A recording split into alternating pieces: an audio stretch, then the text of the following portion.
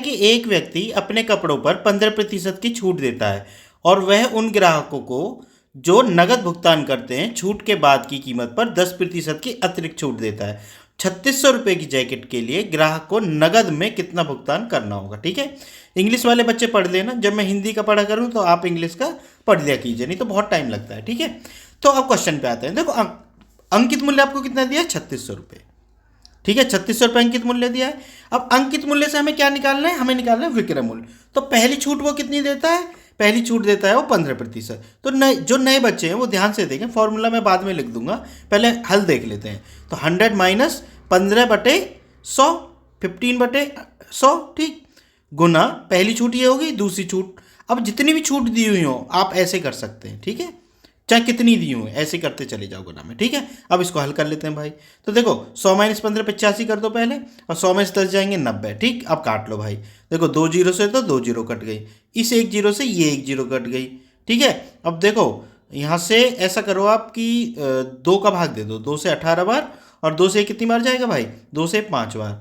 अब ये बचा है 9, 5 का भाग इसमें चला जाएगा 17 में। ठीक है, तो ऐसा करो आप कि 17 की गुना कर लो इसमें, तो 17 अट्ठे 136, 17 एकम 17 और 13 कितने हो गए? ये हो गया आपके 30, 306 हो गया। ठीक है, अब कर दो 9 की गुना, 9 बराबर 9 छिक्का 54 और 9 तिया 27, यानी 2754 रुपये उसका क्या हो जाएगा? विक्रय मूल्य हो जाएगा, मतलब सेलिंग प्राइस हो जाएगा। समझ गए बच्चों?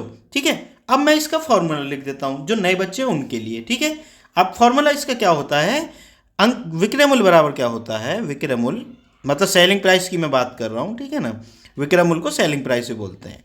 ठीक, ये अंकित मूल्य जो कि एमआरपी जिसे बोला जाता है। ठीक है ना, अंकित मूल्य, जो मूल्य उस पर लिखा रहता है, जैसे तुम कोई चीज़ खरीदने जाते हो, किताब ही खरीदने के, किताब पे जो मूल्य लिखा रहता है ना, वो अंकित मूल्य होता है, उसी पे दुकानदार छूट देता है। ठीक है, ध्यान रखना छूट हमेशा अंकित मूल्य पे ही दी जाती है। तो पहली छूट देगा तो आपको क्या करना है? 100 माइनस छूट प्रतिशत बटे 100।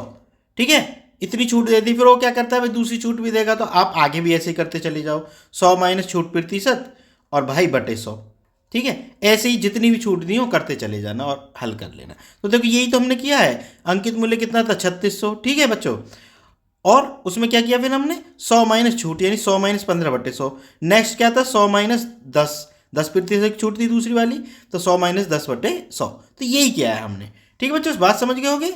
इसी तरीके से आपको क्वेश्चन करने हैं। ठीक है, और देखो मैं एसएससी में जितने भी क्वेश्चन आए हुए हैं, या रेलवे में, या यूपी पुलिस वगैरह, या इस तरह के जितने भी एग्जाम होते हैं, जो क्वेश्चन मुझे ठीक लगेंगे जिस एग्जाम के। और दूसरी चीज़ क्या है कि मैंने क्या सोचा है कि जितने भी क्वेश्चन है टोटल, चाहे छोटे से छोटा क्वेश्चन हो चाहे बड़े से बड़ा क्वेश्चन हो, सबको मैं अपने इस यूट्यूब चैनल पे डालूंगा। ठीक है, एक चीज़ और कि आगामी समय में जीएस मतलब जीएस में साइंस डालने वाला हूँ। ठीक है, और देखो ये आपकी रीजनिंग और हिंदी, और जो जीएस है, सामान्य जीएस जो होती है, सामान्य ज्ञान जिसे बोल सकते हैं, हिंदी और जीएस जिसे बोलते हैं, ठीक है ना, या जीके बोल लो आप, जनरल नॉलेज जिसे बोलते हैं, उसको मैं डलवाऊंगा। ठीक है ना, या तो मैडम पढ़ाएंगी या फिर कोई और। ठीक है बच्चों, समझ गए होगे बात को? अगर वीडियो पसंद आई हो तो चैनल को सब्सक्राइब जरूर कर लेना।